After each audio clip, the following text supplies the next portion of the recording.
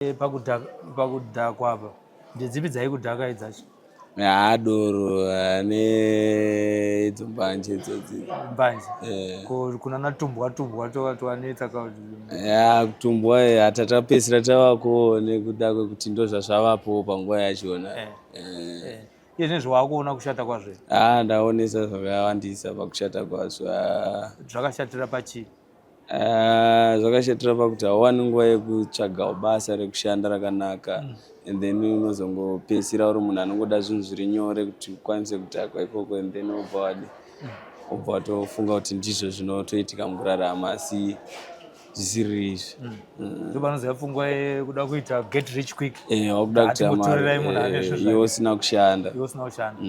Alright. Saka advice yako kune vamwe vanhu vachiri kutozviita here zvinezvi vari kuona paSly Media TV, takatarisa nyaya yekutora mutoriro, mbanje, zvinodhaka, ndeyekuti chii? Advice yangu ine ndeyekuti zvinodhaka siyanai nazvo, zvinodhaka zvivake, zvinodhaka zvinopedzisira zvakupinza muna taisireva, zvinova sepanguva ino yandiri inoi, and then upenyu hunenge uchifamba chero uri panguva yakaoma, saka kugara wangosiyana nazvo kwakanaka kuti watogadzira mangwana rako rakanaka. Saizvozvi ndakudemba asi ndakurumbidza hangu kuchinjawo upenyu hwangu, ndatovawo munhu avawo nedirection. Nguva yese yaunenge uchiita zvekudhakwa izvozvo unenge usina direction yeupenyu, saka medzisiro yacho kupedzisira wakupara mhosva, wopinda mumajeri, zvinova zvinhu zvinodzokesa upenyu kumashure. Unozofa usina chaunenge unacho, chero vana hauna chaunokwanisa kuriritira, chero vabereki chaivo chaivo hauzokwanisi kuvariritirawo panguva yanenge vachida kuriritirwa.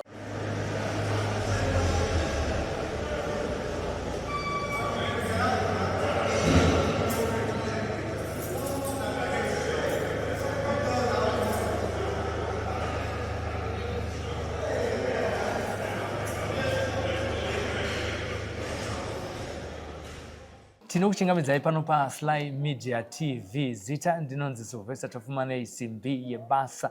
Tiri kusangana pachirongwa Home Away from Home. Chiri chirongwa chatinopuwa neZimbabwe Prison and Correctional Services. Muchirongwa chino tinoburitsa zvirongwa zviri kuitwa neZPCS. Zviri zvirongwa zvekudzidzisa hama dzinenge dzapuwa makore dziri mukati menzvimbo ino yeprison.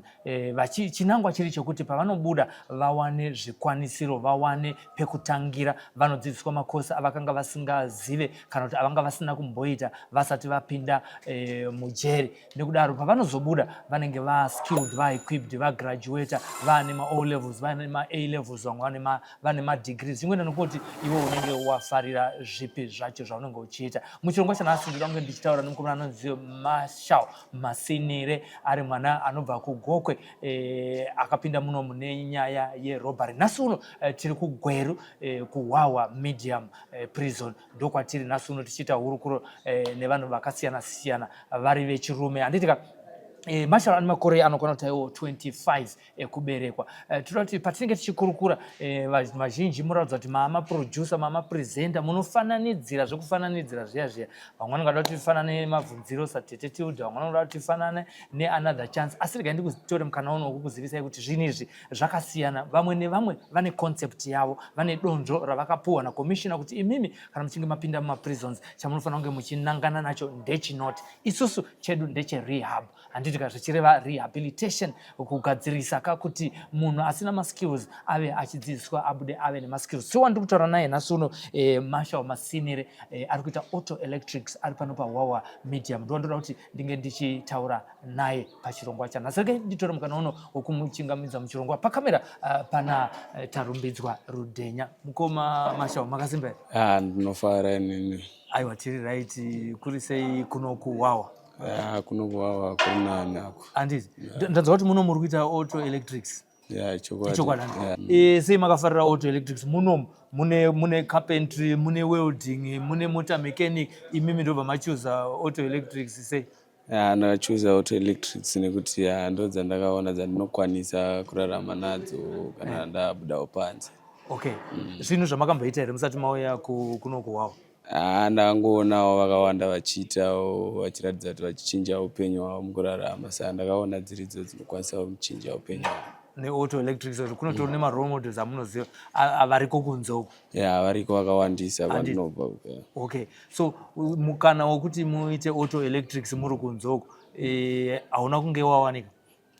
Ndiri kunze uko kwanga usina kunge handambobvira ndambozvifunga izvozvo. Handambobvira ndambozvifunga. Alright.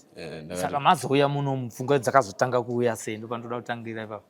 Ndazouya munomu ndakaona kuti mubato wemaoko akawandisa anoita kuti munhu akwanise kuraramawo, saka ndakaona kuti semaonero andaitawo vamwe vaizviitawo panze vachikwanisa kuraramawo zvakanaka, ndikatochivawo kuita ukati ndo zviya izvo. Alright. Pane munhu ari kunze anotoita auto electrics wamunoziva nezita? Vakawanda. Vakatowanda? Nice one. Ibasa riri smart kafuti? Ibasa riri smart. Munomborarawo pasi here sana makanika auto electrics? Pano neapapo. Panokuda kutobuda musina kana pano. Tingorowo smart. Aditi? Alright. Saka izvozvi pastage yeauto electrics tingatiwa pastage yakaita sei izvozvo? Iko zvino ndapastage yekuti ndichinokwanisa kunonyora class 1 yangu muna November imomo. Okay. Class 1 yangu. Zvine maclasses ne? Zvine maclasses. Class 1 nechi futi? Class 1, class 2, class 3 zvine. Okay. Saka yatingati kana kuti elementary stage ndo class 1? Class 1 ndo yekuratidza kuti wakuziva basa rako. Then kana wazoenda paclass 2? Paclass 2 unenge uchiziva zvaunoitawo, asi class 1 ndo mazvikokota. Ndo mazvikokota. Ndokunzonzi journeyman kwacho. Ndokunzi journeyman kwachona iko. Okay. Saka pamunototi kana mapedza unotononyora neexam board zvinofamba sei? Ndichitopedza papapa ndoenda ndinonyora theory yachona, then ndozoitretesiwa mapracticals angu kuti ndiyo kwanise kutora class 1 yachona. Okay. Saizvozvo ndikatokupai mota makutotresa kuti chirwere chacho chirapwe? Ndakukwanisa kutresa. Serious? Ndakukwanisa. Asi izvozvo ndinonzwa kuti technology yakuita kuti basa iroro rive nyore. Handizvo vanokudzidzisai vanotaura here kuti kare vachitanga kuita auto electrics nepamakuita imimi ndezvipi zvakasiyana? Chokwadi vanotaura kuti karewo pazvaitangawo material yaive iri shomawo kuti ikwanise kuidentifya mota yacho kuti chii chingava chiitika, asi iko zvino zvakuita zvichitawo easywo nekunyaya yekuti material yawandisawo zvichienderana netechnology iriko mazuva ano. Saka chii chamakushandisa kutsvaga fault yepamotikari? Iko zvino takushandisawo mamachineries akawandisa akaita semascan tools nanadiagnostic machineries. Okay. Zvinonzi zvakazisika kukare? Zvinova kare zvai zviri limited. Zvazviri limited. Zvinobatsire chii in detail apa? Ndakutaurawo semunhu wajournalist. In detail zvinobatsirawo kuti ukwanise kuinda paactual fault iripo pamota chaipo plus uite basa nemazvo chairo. Uchiitawo zvinhu zvekuti vanhu vanogutsikanawo nebasa rauri kuita. Kureva kuti pane before and after. Uchitanga kuti mota yauya apa iri kurwara, iwe wobva waisa padiagnostic machine, yoita sei? Saka mota ichiuyawo inosvika munokuudza kuti mota yangu iri kuita zvakati, then iye ndiye anofanira kutanga ataurawo kuti inini mota yangu iri kubhevhera zvakadai, haisi kufamba, haisi kudhonza zvakanaka. Saka zvinova zviri zvinhu zvezvakawandisa kuti ndingonanga pairi, asi ndikakwanisa kushandisa scan 2 yangu ndinokwanisa kuidentify actual point kuti chakadhakwa chisiri kunyatsoita zvakanakisa, maspark plugs here kana kuti maseketsa nefault here kana kuti chii, kana kuti masensors.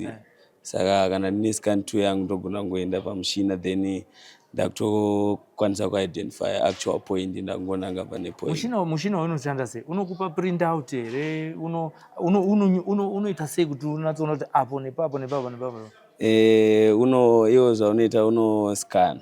Kana wascana then unobva wadisplaya padisplay yachiona kutaura kuti fault iri pakati. Unotori nekascreen kana kunge tablet? Exactly. Saka iyo ikaidentifya fault inobva yaburitsa pathat screen iyo, then iwo wakuchikwanisa kurectify that problem. Okay. Saka zvinoona kuti here kana wapedza kuita kurepair, wapedza kurepair zvinhu zviya zvanyorwa zviri padisplay papa ndizvo wazvigadzirisa zvese izvozvo, unozodzokera futi here kunoudza mushina wayo kuti uongorora futi kuitira kuti uchiona kuti zvaakushanda here? kana ndichinge ndakushandisa mushina wakandiudza mafaults aripo ndikama-attenda ndikama-rectify then ndofanirwa kuzono delete that information inenge iri kuissue yachona kuitira kuti ikwanise kuva nenew information kuti ichikwanisa kudzokera pastatus yanga iri. Okay. Alright. Saka ndokunde chifanirwa kuiresa then maprograms achona kuti iyo inenge yarecorda that fault. So I find out kana ichiri nefault iyo yakarecorda that fault inogona kuti wapedza kugadzira chiro angava masensors achona kana kuti anything. Iyo inongoramba yakarecorda that fault. Saka ndofanirwa kunoiresa that fault iyo ndoisa new one kuti ndacorrecta kuitira kuti ichidzokera pastatus chaiyo inofanirwa kunge iri. Okay. Rega nditori mukana uno wekuti makorokoto unoziva sei ndiri kudaro. Maauto electrician akudhara aitosvika nemoti kana ndiri vaita zvekushopera. Shopera vanenge vachiti mutsa tinzo ita obva ati maplugs watenga maplugs aya wodzorera neka yobva yatenga futi kuita sei yobva yatanga futi kuramba ichingobehave the same behavior wozoti alright ngatitry maybe inenge carburetor and then wotora time nguva yakakurisa wotora time saka paita ma-return jobs akawandisa ekuti wairamba uchidzokera kuna auto uyo asi pese pawodzokera anenge achida mari but I think muri generation iko zvino zviri much advanced asi vamunoshanda navo vanokudzidzisai vanokuudzai history dzakudhara vatoshanda navo vanotidzidzisa mamento edu anenge achitiudza zvakawanda kubvira zvavakasangana nazvo kusvika iko zvino kubvira pakutanga anenge achitiudza kuti hazvina kutangawo zviri easy zvatotangawo zvakaoma pasinawo zvinhu zvakakwanisiro sezvava iko zvino. Anditi ngati tichadzoka kunyaya iyo tichizonzwa kuti pfungwa dzako ndedzipi kana uchinge wane class 1 yako handiti trade tested. Tinodzokera panyaya yakakupinza muno. Mhosva yakaparikira kupi yenhingirikini yerobhari? Mhosva yakaparikira kumukobha mugweru. Mugweru muno. Alright. Ndezvarini izvo? Ndezve last year March. Muna March. Alright. Chii chakaitika musi wachona uyu? Musi wachona uyu tiri pamashops. Saka tiri pamashops tichimwa doro then vamwe vangu ndo vakazopesera tazofunga siri izvo tikanotaimira vanhu pakona vachipinda kwavaendawo tsvagawo mari tisingazivi kuti mari inotsvaga sei. And then ndo patakabva tarova munhu nedanda akadona pasi and then chibva tamutorera mari. Okay. Uchiudzwa kuti mari yanga yakawanda zvakadii? Mari yanga iri 600 US. Makazobatwa seini? Takabatwa ini ndakatouya ndikabatirwa pamba because handina kunge ndaziva nenyaya yekuti takaita zvinhu izvi takadhakwa, saka handina kunge ndaziva kuti ndichange ndichivingwa mangwana ende munhu ataitira izvo anondiziva. Alright, ndo munyama wamakaita futi uripa kuti aitokuziva but wanga wakadhakwa hauna kumurecognize. Handina kukwanisa kurecognize kuti uchiona mapurisa chii chakaitika muhana mako? Ndichiona mapurisa achisvika ndakarova nehana ndikabva ndatoziva kuti zvatakaita nezuro zvaizvo ndo zvauya izvo. Okay. Alright. Ndobva maenda kucourt? Tabva takaenda kupolisi then nchibva ndayanyogwa pasi nyaya yangu tichibva tazoenda kucourt kusvika mangwana achona. Tichisvika kucourt ndo pandakabva ndakatongwa 5 years. And then ndikabva ndazobvisigwawo necourt ndikasara ne4 years. Ndabvisigwa 6 months ndikasara 4 years 6 months. Ndikazouyawo kujeri ndo kwandakazobvisirwa ndikasara ne3 years. Saka so far ndaseva gore ne3 months. Saka ndasarigwawo ne21 months ndobuda 2026 musi 31 May. 31 May 2026. Alright. Okay. Tichitarisa pamafriends enyu ayo vese vakasungwawo vakapinda mujeri? Pamafriends angu ese hapana akakwanisa kushedzewa kuuya kucourt. And then ndangotongwa ndingori one. Havana mapurisa havana kuita further investigation nekuvatevera, vangotora inini chete. Pakaita munyama handiti? Pakaita munyama. Tuti pakafamba satani. Pakafamba satani. Alright. Asi yakanga yaitika muri vangani? Taitiri 3. Muri 3. Alright. Tingatarisa kuti iwe ndiwaifurira vamwe here kuti waifurirwawo nevamwe pautatu hwenyu? Ndakatofurirwa nevamwe. Ndakafurirwa nevamwe nekuti ndaenda Takadhakwa ende handina kukwanisa kumboshandisa brain kuti ndione zvanda kuitiswa izvi zvakaipa. Alright. Mhosva yakaparikira mugweru kumusha kuGokwe, iwe wakakurira kupi muno muZimbabwe? Ndakakurira mugweru Koba 2. Okay. Alright. Mugweru ndo mandakakurira ndichichengetwa naamai.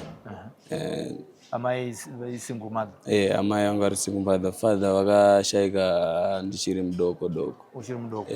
Alright. Tichitarisa magariro amaiita, tingati pakushingaira kwaiita amai, zvikwanisiro zvazviripo here zvokuti uende kuchikoro? Ndichikura zvikwanisiro zvazviripo. Amai vaizama nepose pavaikwanisa vachibatsirwawo nehama dzavo zvokuti ndotovatenda singaiti, asi inini ndasingazvioniwo panguva yachona iyo, asi vakazama nepese pavaikwanisa. Okay. Saka kuchikoro makasvika form chi? Kuchikoro ndakasvika form 4. Ndobva mabuda nemangani? Ndakaita 3 subjects. Mabuda ne3. Asi mamanyora ari mangani? Ndanyora ari 6. Ari 6. Alright. Saka plan yapo zvamapanapa zvinezvi pane 3 aripo aya. Alright. Iko zvino ndakatobva zvandauya muno tichishandisawo nerehab. Vakabva kwanisa kuti tikwanise kunyorawo masubjects atatisinawo kuti tikwanisewo kuendawo pane dzidzo dzine vamwe, saka ndikutosupplementawo 3 nemamwe 3 andikusupplementa masubjects. Okay. Wakapasa ndapi? Ndakapasa science necommerce neIT nemacomputers. Ndosaka wakazoenda kuauto. Alright. Okay. Science dzagara dziri chi? Dzagara dzirimo, saka angoti rega tingozvibuild up zviende mberi, sezvo tawanawo mukana wekuti tikwanise kuwanawo zvinotibatsira mukurarama. Alright. Saka pane mamwe a3 aukusupplementa ndapi? Andikusupplementa sofa, ndikusupplementa English, Geo neHistory. Alright. Uri kunyora gore rineri? Ndiri kunyora gore rineri naOctober. Naika. Saka zvikwanisiro zvakamira sei panyaya yemasubjects wauda kunyora? Ko zvino pane zvikuperevedza? Zviripo hazvo, asi panongodiwa matextbooks ndo ari kuita mashoma. Matextbook nestationary pamasubjects awataura iwayo. Saka kune munhu ari kunzoka ari kuona zvinezvi paSly Media TV, ungada kutengerwawo mabhuku iwayo here, since wakanangana nekuti ugonyora nguva ichiripo here? Ndinototarisira kuti at least kana kunewo vanokwanisa kundisipawo help, isawo help yavo, vanokwanisa kundibatsirawo nematextbook nestationary ekunyorera, and then ngatofara. Ndizvo chaizvo zvinhu zvandinototarisirawo zvekuti kana kunewo vane mwoyo wakanakawo kwanise kundibatsirawo kuti ndivewo munhu akanaka mukurarama nevamwe. Alright. Izvinezvi tinorangara kuuya kwamakaita muno, handiti ana mbuya ana sekuru vanoshanda nemi, handiti ka? Ndezvipi zvimwe zvaunotiwo semunhu tisati tapinda mune nyaya dzeauto electrics wakabatsirika nedzidziso dzamunopiwa nana sekuru? Tichibatanidzawo nemadzishe edu anotichengetedzawo tiri muusungwa. Akatiwanewo zvakawanda zvakatibatsirawo mukuchinja upenyu hwangu, sekuti pakutanga nditanga kusungwa ipapo verehabo vakauyawo vakatiskautawo vakatiwo kune vane vari willing kuitawo zvakubate maoko yakawanda kana kuita chikoro. Then ndakabva ndangoendawo pane vamwe, saka izvezvo madzishe watetinawo vanotikurudzirawo kuti vachitiratidzawo kuti tiri vanhu tinongodzokerawo muvanhu tangofanana nevamwewo, saka tinofanirwa kubuildika paunhu. Saka vatibatsira zvakawandisa kugara kwedu kwatinoita nevamwe kunyange tiri mukati meusungwa imomo. Alright. Ngatimbodzokera kumashure zvishoma. Tingati pakukura wakamboita mukana here wokukurawo neshamwari dzimwe dziya dzinongofurira zvisina basa? Mukukura especially kana tiri chikoro rasanganawo nevakawandawo asi vakawandawo vaingoitirawo vaitongotibatsira vaingotidzidzisawo zvakatinakewo vaiva vakatoo vashoma vaitizotifurirawo zvimwe zvakaita. Shungu dzamai vako dzaive dzokuti uite sei? Dzamai vangu vachikuendesa kuchikoro. Shungu dzamai vanenge vaimbogara newe pasi. Shungu dzamai vangu vachindiendesa kuchikoro inini vaida kuti ndiite doctor. Okay. Ndo dzaive shungu dzavo. Nekutiwo vanasisi vangu vakaitawo zvakanaka mukudzidza kwavo. Asi hazvina kuzoita sekudaro nekuti kufurigwawo nevamwe utakura kuta kumaform 3 takuenda kune zvinodhaka. And then ndakabva ndatozosiya career. Okay. Then chibva ndazongofeila. Saka pandakafeila paform 4 handina kuzombopindwa nepfungwa dzekuti ndinyore, asi amai vakatomboti hausi kuda here kuti udzokere kuchikoro. But panguva iyoyo semunhu ndambenge ndichimboita zvekuimba nekutamba bhora. Okay. Saka ndaifunga kuti pamwe tine zvimwe zvinhu zvichazoitika mucareer yangu ikoko, asi nekudhakwa hazvina kuzoita sekudaro. Okay. Pakudhakwa apa ndedzipi dzaikudhaka idzacho? Doro neidzo mbanje idzodzi. Mbanje? Kuna natumbwa tovanetsa kuti kutumbwa hatatapedzisira tavako nekuda kwekuti ndo zvazvavapo panguva yachona. Iye nezvawakuona kushata kwazvo? Ndaonesa zvakawandisa pakushata kwazvo. Zvakashatira pachii? Zvakashatira pakuti hauwani nguva yekutsvaga basa rekushanda rakanaka. And then unozongopedzisira uri munhu anongoda zvinhu zviri nyore kuti ukwanise kudhakwa ikoko. And then obva watofunga kuti ndizvo zvinotoitika mukurarama, asi zvisiri izvi. Ndopanozoya pfungwa yekuda kuita get rich quick. Wakuda kuita mari iwe usina kushanda. Alright. Saka advice yako kune vamwe vanhu vachiri kutozviita here zvinezvi vari kuona paSlyMedia TV, takatarisa nyaya yekutora mutoriro, mbanje, zvinodhaka, ndeyekuti chii? Advice yangu ine ndeyekuti zvinodhaka siyanai nazvo. Zvinodhaka zvivake, zvinodhaka zvinopedzisira zvakupinza muna taisireva, zvinova sepanguva ino yandiri inoyi. And then upenyu hunenge uchifamba chero uri panguva yakaoma. Saka kugara wangosiyana nazvo kwakanaka kuti watogadzira mangwana rako rakanaka. Saizvozvi ndakudemba, asi ndakurumbidza hangu kuchinjawo upenyu hwangu, ndatovawo munhu avawo nedirection. Nguva yese yaunenge uchiita zvekudhakwa izvozvo unenge usina direction yeupenyu. Saka medzisiro yacho kupedzisira wakupara mhosva, upinda mumajeri, zvinova zvinhu zvinodzokeresa upenyu kumashure. Unozofa usina chaunenge unacho, chero vana hauna chaunokwanisa kuriritira, chero vabereki chaivo hauzokwanisi kuvariritiirawo panguva yanenge vachida kuriritirwawo. Okay. Saka mashoko enyu kuna amai neshungu dzavaive nadzo neeffort yavakaisa, especially pakuti vakakureisawo vari single mom, ndeyekuti kudii? Takupa mukana wekuti kana ungosina kumbotaura navo paSlyMedia TV mashoko ako zviri pakadzika pemwoyo wavo, uchitarisa shungu nerayiro yavaikupa nepawakazopotsawo iwo, zvinova zvinhu zvakazoshatisa zita. Kuna mai vangu ndoda kungoti ndingowanawo nenguva yekuvatendawo kubvira nekuita kwese kwavakaita kubvira ndichiri mudoko kusvika ndakura.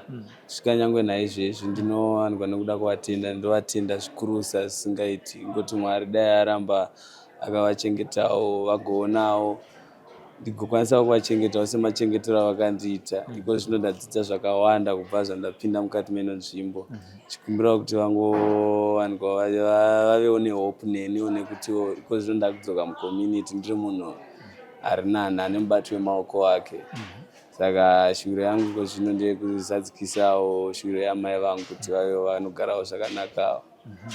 Semunhu akatamisa nguva yakawandisa achindiriritira, asi ndisingazvioni kuda kwekudhakwa, asi ndinoti ngavarambe vakatarisirawo zvakawanda kwandiri, because ndavawo munhu ane zvekuita zvakawandisa, ane pfungwawo dzeupenyu.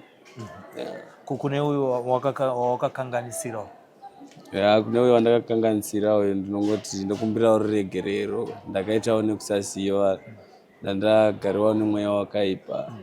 Kozvino ndava munhu wakuziva shoko raMwari, ndakunamatawo. And then ndakuonawo kuti mweya wakaipa ndo wanga wandigara paya, saka ndinoti ndinokumbirawo ruregerero, andiregererewo tikwanise kurarama tese zvakanaka mukurarama. Asi ave akandiitirawo chigumbu kutiwo nzira dzangu dzive dzakachena pandinofamba. Wataura nyaya yekuti waifarira zvekutamba bhora. Waifarira here kuti watorigona? Ndaitorigona bhora. Wakatanga kutamba kusvika palevel? Ndatamba ndasvika D2, division 2. Uchitambira team ipi? Ndaitambira team yainzi Bristol City. Ndikazotambira yainzi BVM. Alright, waitamba position ipi? Ndaive goalkeeper. Ndiwaita mungapinde musina kuti break. Taivhara mapango zvokuti Umaivhara mapango? Kumapena? Mapena taibata singaiti. Unoisiwa here? Mashawa? Taitobata. Ko imboitaura panorwa mapena paipe.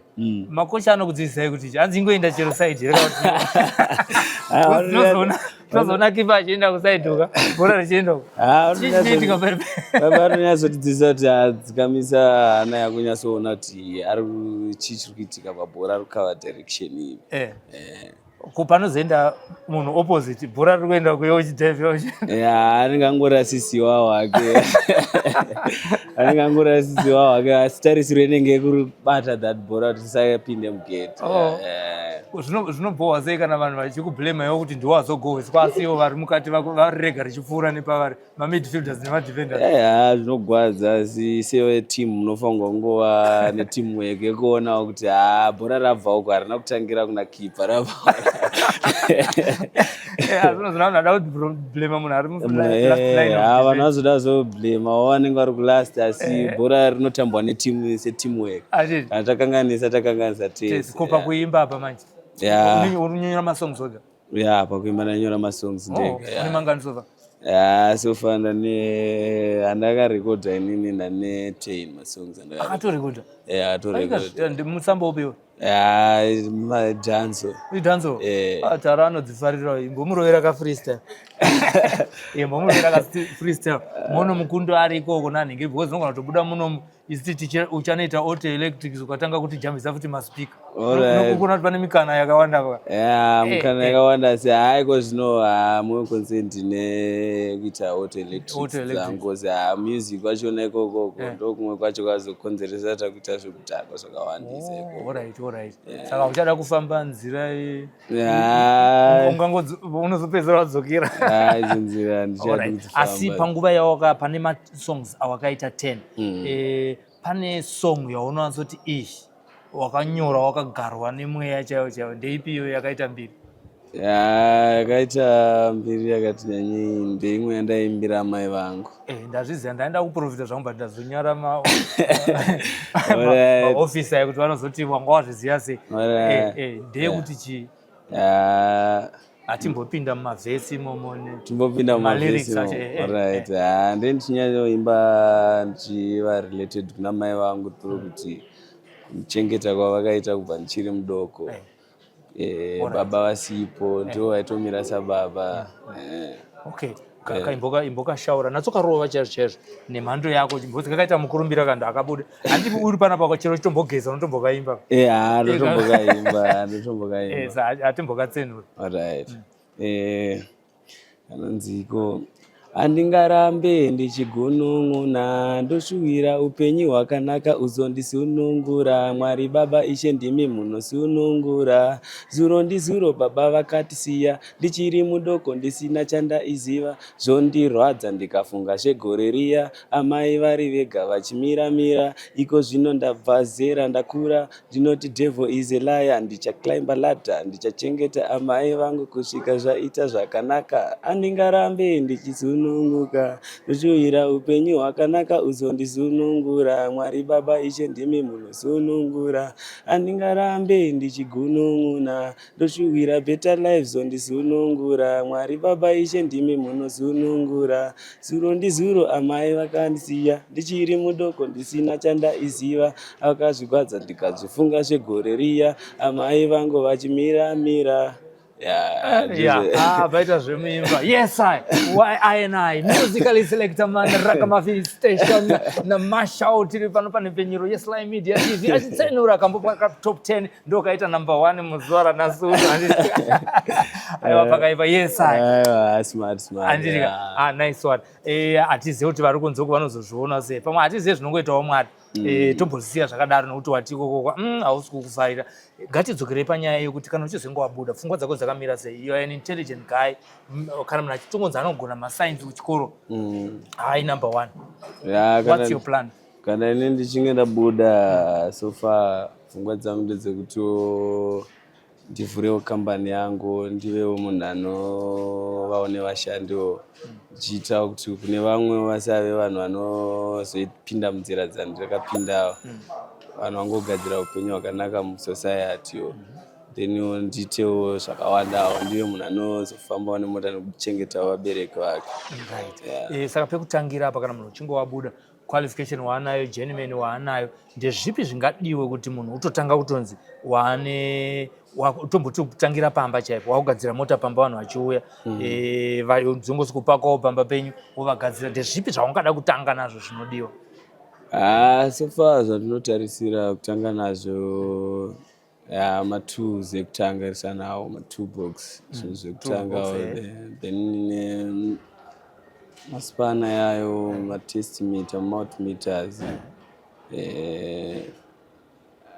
nemasafety akati wandei ekutiwo nditangewo changawo kutiwo start, then hakuna chinotanga chakangokura, chinhu chese chinotanga kutohani, saka ndikatangawo ndine zvekushandisa pabasa pangu ipapo, then nekuatendawo kwandenge ndichiitawo mota dzandenge ndichiatendawo, ndichawanawo zvakawanda, ndozotanga kutengawo zvakawanda chienda mberi. Pamwe unogona kusatangira pakuti utange kuita zvako, asi paine munhu ari kuona zvinezvi anoita auto electrics atori negaraji rake achiti arikuda kukuemploya. Are you open to those invitations? Ndinotofarawo, ndo zvandakatotarisirawo kana ndikaonawo kune zvakadaro, zvekuti kana kune vanokwanisa kundipawo upper hand yakadaro, kwanisa kundiyopawo, ndinofara zvisingaiti. Ndo munamato wangu naMwari kuti zviitikewo sekudaro. Mashoko ako ekupedzisira pane zvese zvatataura izvi, kana pane chimwe chinhu chatasiyirira chiri pamwoyo pako, takanangana nemhuri yeZimbabwe vari kunze uko, vanoti vakaona munhu kana achinzi apinda mujeri vanogona kumuonawo nepfungwa dzavanoona nadzo, vachimuonawo secriminal, ndomataurwa anenge achiwanika. Kuvanhu vakadaro ungatiwo kudi, uye uchitaurawo nezvimwe zvinhu zvawasiya, kana kuti kuhama dzako, kana kuti ndekuna amai, kana kuti ndekune vamwe vanhuwo zvavo vakateerera panguva dzinedzi? Kune vanhu vese vari panyika yerusununguko, chandinoda kungoti vazive ndechekutiwo vakwanise kutigamuchirawo patobudawo munzvimbo dzinedzi, nekuti kuva musungwa hazvirevi kuti watova munhu akaipa, asi ndokuri kutobva vanhu vakawandisa vari kutorehabilitate vachiita mibato yemaoko yakawanda yakasiyana siyana. Saka mutigamuchirewo sevanhu. Then kune vabereki vangu tinongotiwo musalose hope neni, ndavawo munhu ane zvekuita mukati meupenyu, ndava munhu wane idea yeupenyu, ane zvekuita muupenyu, saka ngondigamuchirawo semunhu. Then kune mafriends angu nevamwe vechidoko variko iko vari kuraramawo. Upenyu hwakangosiyana siyana, asi kune zvekudhakwa izvi siyanai nezvekudhakwa, because zvekudhakwa hazvina zvazvinovaka, zvinokupinza munguva yakaoma seinoyi. Saka kugara wangosiyana nazvo uchiri mudoko kwakanaka, kuitira kuti usasvikewo panguva yakaita seinoyi. Tinotenda ndiye Marshall Masinire, 25 years makore ekuberekwa, akapinda muno muHwaHwa prison nenyaya yerobhari yaanoregreta, ataura zvakauya nekuda kwekutora zvinodhaka nekufuririkawo mucommunity yatinogara. Asi akutaura kuti ndava chisikwa chitsva, Bhaibheri rinotaura kuti naivo vakamugamuchira vakapuwa simba kuti vanzi vana vaMwari, naiye zvinezvi vave vanhu kwavo, nebasa rakanaka rinobatwa nanasekuru nanambuya muno muprison, nevamwe makereke vanouya muno vachivaparidzira, vachivadzidzisa unhu hwakanaka. Nekudaro ari kuitawo auto electrics ari munomu, arikuda kubuda ave journeyman Wemuraini anditika ari kutarisira kuti anozokwanisa kunge achiwana zvikwanisiro zvamunokwanisa kunge muchingomubatsira kana vanoemploya munokwanisa kuzenge muchimudaidza kuti munge muchishanda naye pasina pfungwa dziya dzokuti angazongoita zvinhu zvisina kunaka. Haachaite izvozvo zvinokuti achisikwa chizva. Tichitarisawo zvekare kuti akapinda nema-O levels ake matatu, ari kunyora mamwe 3 matextbook ndo ari kushota pari zvinezvi, ari kudiwa nekukasika kunemi vakateerera pamasubjects aari kuita iwaya. Tiri kukumbirisawo kuti rwakakomborerwa ruoko runopa pane runogamuchira mukapa Marshall masinire anobva awedzera kuti uku ndi journeyman uku masubjects ake anodiwa nemutemo muno muZimbabwe kuti munhu avewo ne5 O levels zvese anenge ainazvo. Paanozopuwa matools haikona kutaura pamwe achabatsira iwewe nemota yako zvinoita Mwari hazvizikanwa, asi uchinge wangomuyambutsawo kuti awane zvikwanisiro zvinogona kuti zvizoita zvakanaka. Rega nditori mukana uno wokutenda zvakare Marshall masinire. Thank you so much for affording us this interview. Tinokushuvira rombo rakanaka pama-O levels ako auchanyora uyewo nekupedza kosi yako yeauto electrics uno uri pano paWawa prison uchibata zvakanaka nanasekuru nanambuya vaunoshanda navo. Tinotenda zvekuti nenguva yamatipawo ndinotarisirawo kuti nevamwe vari panyika yerusununguko vachaonawo zvichemo zvedu nekuti understandawo tichibudawo mukati meno nzvimbo zvekuti tikaonawo vanotibatsirawo zvinofambawo zvakanaka, uyewo kune vari panyika yepanze vachizivewo kuti hatina kusi kuguma kweupenyu kana tapinda tinotodzokawo mucommunity ngoriwo vanawo sevamwe vana varipo panyika yepanze. Aiwa, chandingangokusiyirai hama dzinodikanwa ndechekuti kumunhu kana achinge apinda mujere hakusi kureva kuti araswa. President Nelson Mandela vakagara upenyu hwavo mujere kwemakore anokwana kuita iwo 27, asi vachibuda vakazove president weSouth Africa vakave chibetsero. Nekudaro hatiti kana munhu achinge aenda kuprison ndokuguma kweupenyu. Indonzi Silvester tafumanei simbi yebasa, ndakamirira tarumbidzwa Rudhenya pamwe chete naSokostina.